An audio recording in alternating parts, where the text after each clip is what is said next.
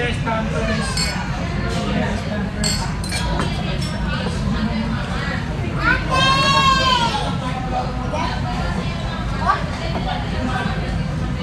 Hello mga kamamsi. Kumusta? Nandito kami ngayon sa Shakers dahil nag-request ng mga bata na kumain kami dito. Gusto nila mag-pizza. Eh ako, hindi ako pwede mag-pizza. Kaya nag-order na lang ako ng mga inasal. Ayan, dito ko rin kakainin. So, na-miss ko kayo. Matagal din ako hindi nakapag-vlog talaga. Although may na-upload ako ng mga video, pero mga na yun, mga dati pa yun mga kamamsi. Hindi ko lang na-edit agad. Kasi nga namatay nga yung yung bayaw ko.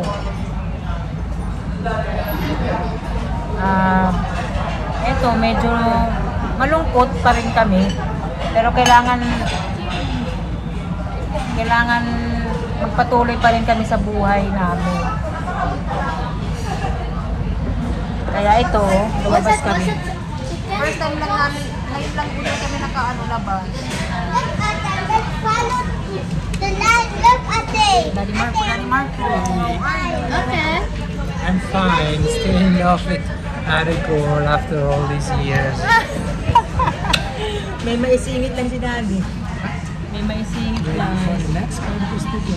Hindi na din. Finish na. No more na. Hindi ko na kaya mag-deliver. This one na yung lasagna. Delivery. Thank you. Thank you Taste test. Sinerve na yan kanina. Pinabalik ni Daddy Marco kasi hindi mainit. Yung lagayan na rin mainit. Kaya pinainit ko.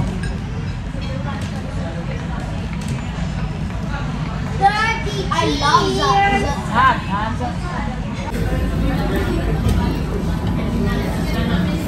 I requested this. This is not french fries. Good baby. Give Kuya first. Thank you, Ate. Slowly, ha? You want Ellie? Handsome Kuya, oh. Si Kuya, oh. Ano na? Kuya, Ellie wants binata to give ba, oh? the pepperoni to there. What's the french fries? I would like Give baby. the french fries. This is mine. But Okay. this is not actually a french fry. We give it to Kuya. And you want me to cut it, baby, for you? No, because there's still I don't like it. You don't like the pepperoni? Yes, it's pepperoni fries.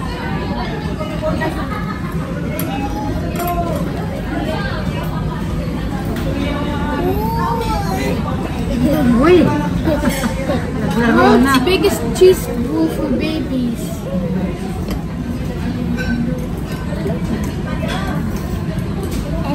Are you very good? We. Mommy, cut it.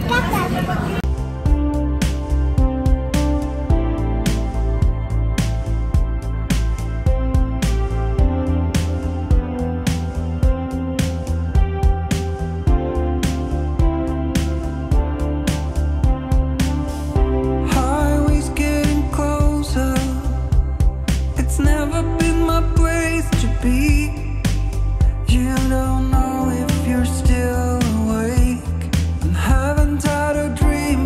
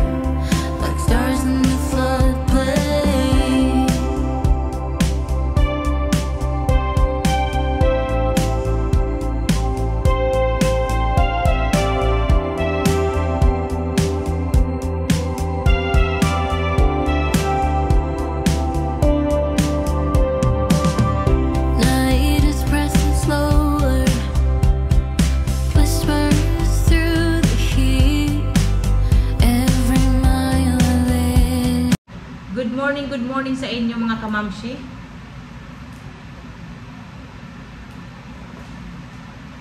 Kumuha ako ng malunggay kasi ilalagay ko sa lugaw ko.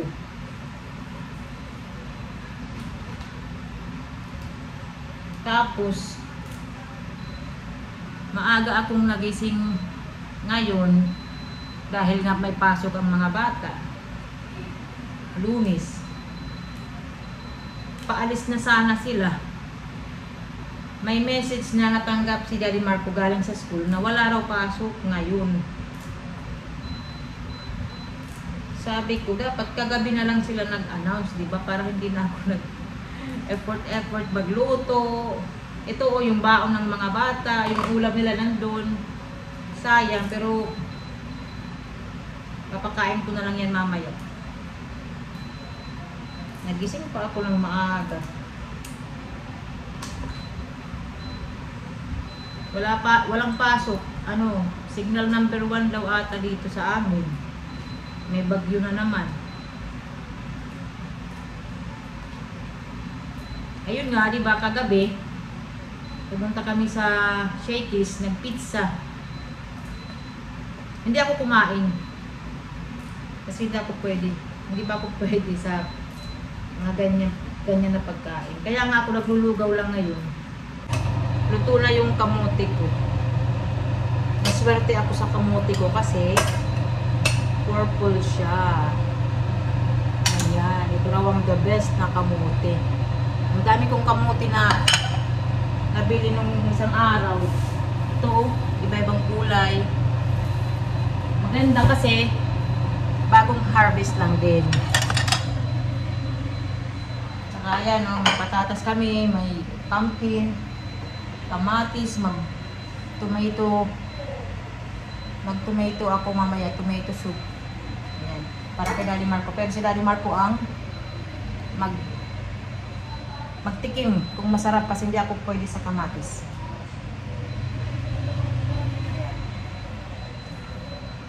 Tsaka yung lugaw ko. Ayan ang mga kamams. Yan ang breakfast ko. Tapos lalagyan ko ng itlog, tapos yung kamote. Ito naman, ay mga tubig na to. Kasi nga, akala ko may pasok. Ayan. Lagay ko lang muna dito, pero iinumin yan nila Jamie mamaya.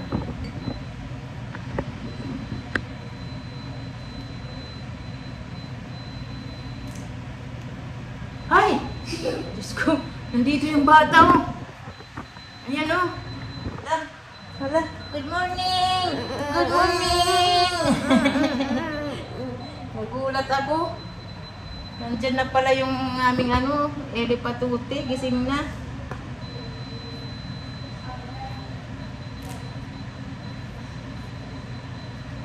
Malunggay. Masustansya daw ito na malunggay.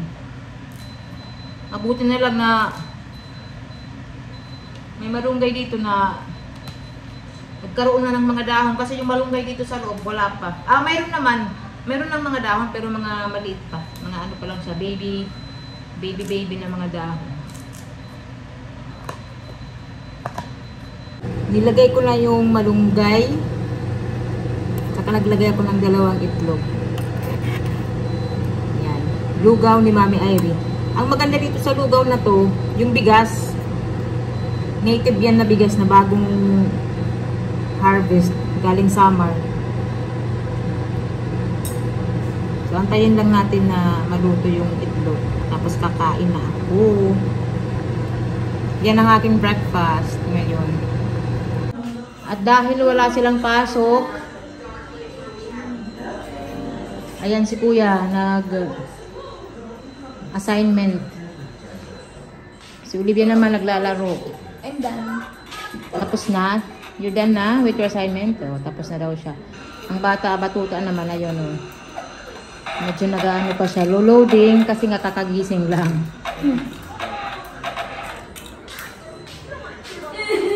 Yung mga santa namin. Okay naman sila. Umaambon na ata. Saan kaya ang bagyo? I mean, yung ano ba, yung sentro ng Baguio, signal number 1 daw dito sa amin.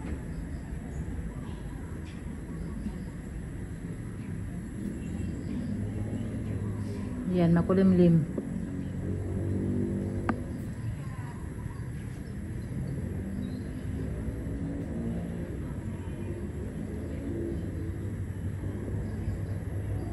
Pero kasi nitong mga nakaraang araw, panay ulan, ang lakas ng ulan. Kaya pala nag-uulan kasi nga may bagyo na naman. Hindi muna ako kakain, dito muna ako sa labas. Mag-ano muna ako. Pahinga. Maghinga-hinga. Kasi nga pag kagising ko, diretso talaga ako sa baba. Diretso luto na ano pa nga ako. Ano yun yung nagmamadali. Kasi nga 6:15 ako nagising. Tapos ayun nga, early sila aalis. Nakapagluto naman ako. Yun nga lang, walang pasok. So ito mga kamamsi, may mga bulaklak na yung mga tinanim ko. Ayan, oh, may bulaklak na. Ito rin, oh, mag-iba sila ng kulay. Tapos yung rosas. Itong rosas, nabili ko to. Ayan, oh, may bulaklak na siya ulit. Maganda. Tapos ito naman na tanim, galing tong summer. Ewan ko kung mabuhay. Kasi transfer namin, di ba? Ayan, oh, yung itsura na. Mukha siyang ano pa, 50-50 kung mabubuhay ba or hindi. Tapos ito rin, oh, may bulaklak. Daisy ba to yung pangalan mga kamamsi? Hindi ko lang sure. Kasi hiningi ko lang yan dito. Sa subdivision namin may isang bahay doon na may mga ganito na bulaklak. Natuwa ako kasi ang dami. Madami, tapos iba-iba yung kulay. Natuwa ako kasi mahilig talaga ako sa bulaklak. Ayan. Tapos dito, ayan oh, yung mga maliliit na sunflower, ayan, buhay pa. Nagsusurvive pa rin. Ito oh, matibay. Itong ano ba yan? Angel. Basta may angel yan eh, yung tao, yung pangalan niya. Okay pa. So dito, ayan o. Namumulaklak na yan. Ito bukas, baka mag-open na siya. Ayan o. Okay mga kamamsi, ano. Ito yung mga ano ko. Anti-stress. Mga tanim. Kasi ako gusto ko may bulaklak. Maganda rin yung mga halaman na walang bulaklak, pero gusto ko halo.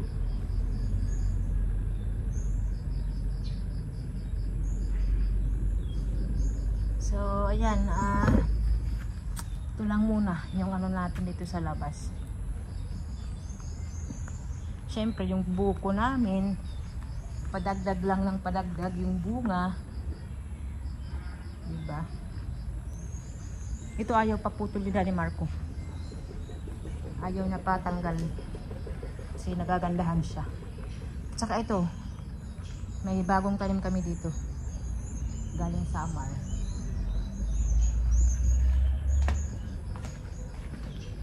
So, ano lang muna ako dito, upo kasi nga kakainom ko lang ng gamot ko. May gamot ako sa tiyan. Ano dito, muni-muni. Hindi naubos si Daddy Marco yung kape niya. Ang Daddy Marco nag-gold.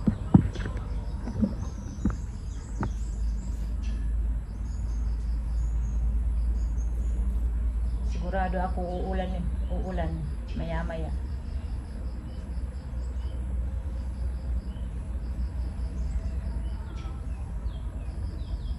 Tapos sa hangin na naman ang malakas, matutumba na naman yung mga halaman. Sana hindi naman. Kain tayo. Lugaw na may malunggay, na may itlog. Actually, ilang araw ko na itong kinakain, mga kamamsi, dahil nga nagka-problema na naman ako sa tiyan ko. Tapos itong ano, kamuti. Ellie, finish your food. Ellie, you're not done. Ayan na, malakas na ang ulan. Saka makulimlim.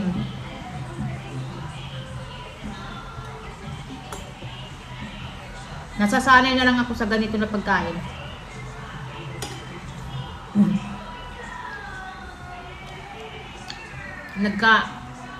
Nagkasakit kasi ako eh. Kaya yung mga na-upload ko nga na video, mga ano pa yun, mga dati. Tapos kasi may nag-comment na, di ba nung umuwi kami sa Samar nung piyesta ng mga patay, may nag-comment doon na sabi mo namatay yung ano mo, yung bayaw mo. Parang hindi naniniwala na namatay yung bayaw ko. Namatay talaga, namatay yung bayaw ko. Ayun na, nailibing na siya, pina-cremate na lang namin. Actually, nagkagulo pa nga. Kasi nga, yung side ng bayaw ko ayaw i-cremate. Eh, ang gusto naman ng ate ko, tsaka yung mga anak nila, i-cremate na lang. Kasi nga may mga sugat na, maraming sugat yung bayaw ko, mga kamamsi. At saka yung bahay nila, maliit lang. Alam nyo naman pag nasa kabaong, di ba? Marami pa yung mga ilalagay, hindi lang kabaong, yung mga ilaw. So, baka masira yung bahay nila dahil nga sa bigat ng kabaong. At saka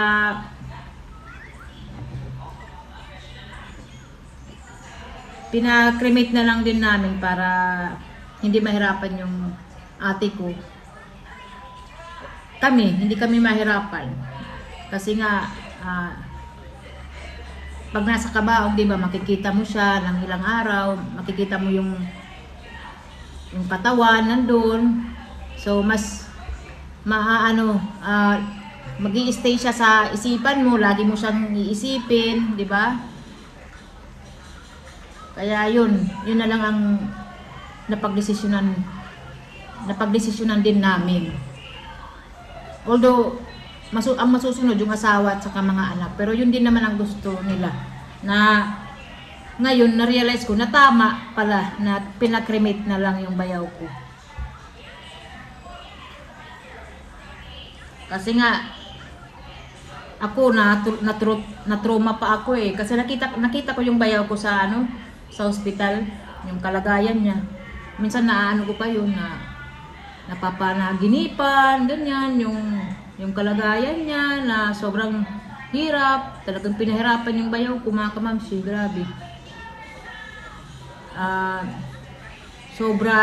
Isang buwan siyang nasa hospital.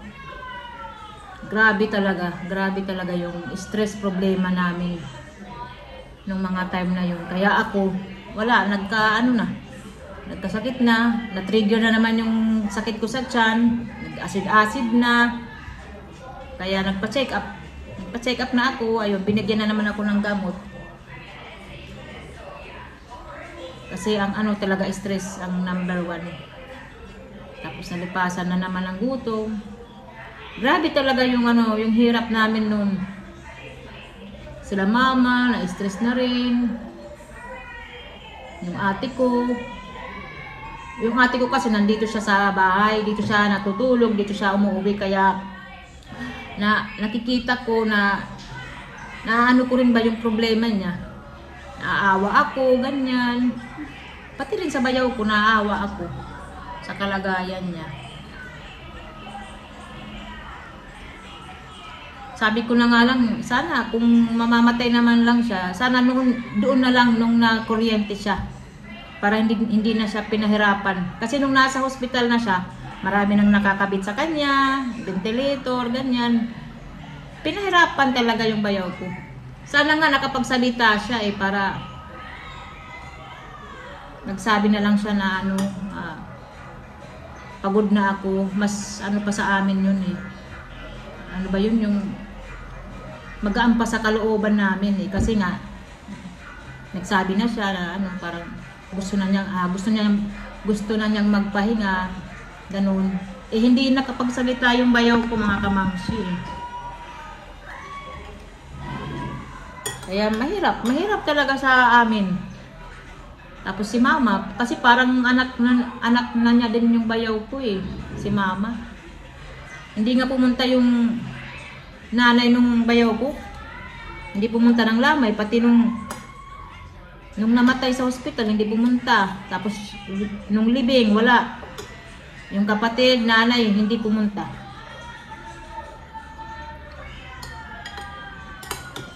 Kami ang nag-asikaso. Kami lahat. Yung mama ko.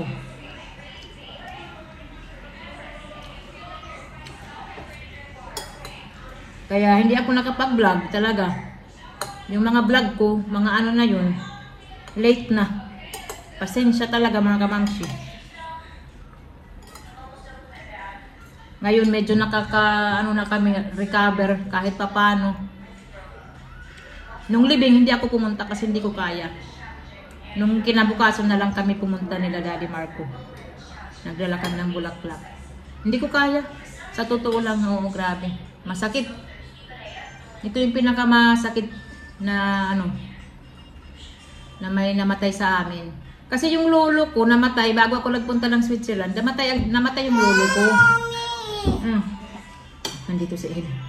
Masakit din yun. Pero mas tanggap namin kasi nga si tatay, yung lolo namin, matanda na yun. Saka nakapag ano kami sa kanya, serbisyo, nilagaan namin si tatay. Nakahiga lang si tatay, tapos yung pagkain niya nasa ano na lang, yung may sa ilong ba, yung naka-blender na lang, ayun, tapos ano, nakahiga lang si tatay, tapos ano lang siya, namatay siya na natutulog lang. Tapos hindi na siya huminga. Pero masakit din yun, pero tanggap na namin na ayun na nga, si tatay papunta na rin doon. Tsaka 90 plus na yun si tatay. Eh yung bayaw ko, bata pa, 40 pa lang, 41 ata. Kaya ano, masakit talaga. Masakit sa amin. Apektado kaming lahat. Daddy Marco, apektado rin. Nag-iyak-iyak ang Daddy Marco. Kasi nga, na ano din siya, napalapit na rin siya sa bayaw. Sa bayaw ko. Mommy, I'm stupid. Sige. No, there. Okay. Mahirap talaga ang... Ate! Can you help her? She wants to go po pipi. Mahirap talaga ang ano, ang mamatayan ng mahal sa buhay. Yun pa naman ang ayaw ko mga kamamsi, kaya yan nakakapag-trigger talaga siya ng ano ko, anxiety ko talaga. Yan ang pinakaayaw ko. Ngayon medyo ano, nakaka-recover na rin ako. Nag-ano nga ako nabawasan ako lang timbang. Dahil sa kakaisip, nung nasa hospital pa yung bayaw ko, sa kakaisip, yung ano, financially ba, yung pera, gusto kong nakatulong din naman kami, pero ayun nga, sapat lang din mga kamamsi kasi kami rin dito, di ba, may mga pinabayaran din kami, may anak din kami na 3. Gustuhin ko mang Olivia, can you help Ellie please? Gustuhin ko mang tumulong ng malaki pa, wala akong pera mga kamamsi, kaya mahirap sa akin.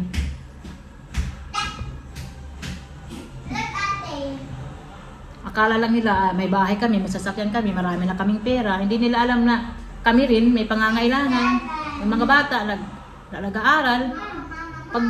Pag wala kaming, pag ubusin namin yung pera namin, sino naman ang sa amin? Magtulong, di ba? Walang tutulong sa amin dito sa Pinas, kundi kami lang. Kaya kailangan naming mag-ingat sa paggastos sa pera. Mommy, last na? Last na. Drink your water, ha? Water? Kaya, ayun, talagang mahirap talaga mga kamamsi. Malungkot, lalo na magpapasko. Kulang na kami, ganun talaga ang buhay. Kaya, kailangan naming, parang mahirap magsabi na mag-move on. Mahirap. Ano lang, tuloy lang sa buhay, pero nandun pa rin yung ano mo, yung ano namin. Yung, ano ba yun? Kalimutan ko na. Basta yung, di ba namatayan kayo, ganun. Nalulungkot pa rin kayo. Naaalala pa rin namin yung ano, yung namatay.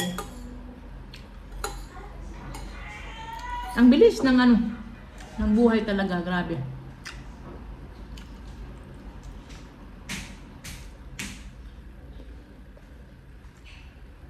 Tapos doon pa sa ano namin, sa barangay, yung iba ba na kilala, yung mga kamag-anak din namin, parang tutol din sila, ayaw din nila na pinakrimit namin yung bayaw namin kasi gusto nila makita. Nung nasa hospital, dapat binisita na lang nila kung gusto nilang nakita, kung gusto nilang makita yung bayaw ko nung buhay pa, di ba? Wala.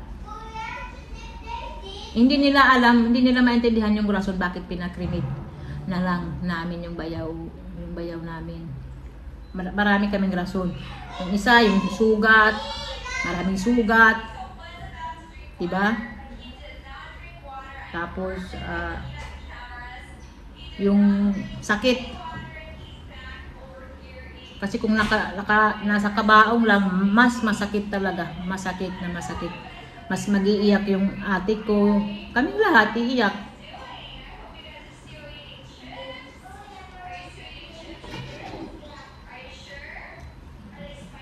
Kasi syempre hindi sila sanay sa ano, ang kultura natin, di ba mga kamamsi, hindi sanay sa mga krimit-krimit, lalo na sa mga baryo-baryo ganyan, hindi. Kaya marami ang nag-ano rin. Ang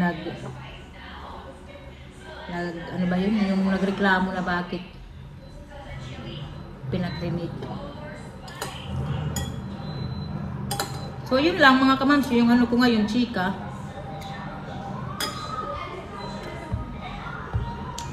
Pasensya lang talaga kasi late yung mga upload ko. Kasi hindi ko siya naaasikaso eh. Dapat i-edit ko na yun. Ano ba yun? I-edit ko na yung mga video. Namatay yung bayaw ko. So hindi ko siya inasikaso. Hindi ko kaya mag-edit. So dinahandahan ko lang siya ini-edit tapos in-upload. Kaya sana maintindihan niyo ako mga kamamsi kung bakit late na yung mga video na yun. Pero alam niyo naman yung mga ibang nagba-vlog, yung mga video nila late na yan, di ba? Kasi hindi nga makapag-edit. Oy!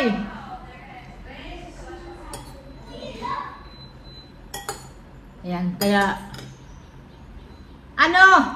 Tatapusin ko na yung video mga kamamsi. Maraming salamat